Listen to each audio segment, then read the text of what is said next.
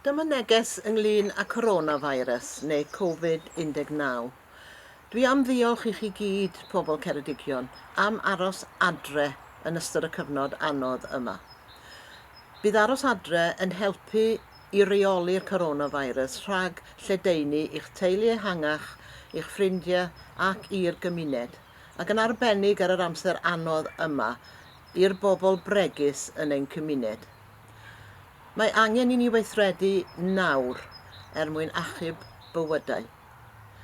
Am y diweddaraf yng Ngheredigion gallwch fynd at ein gwefan sef www.ceredigion.gov.uk/coronavirus neu gallwch dilyn ni ar Facebook, ar Twitter ac ar Instagram.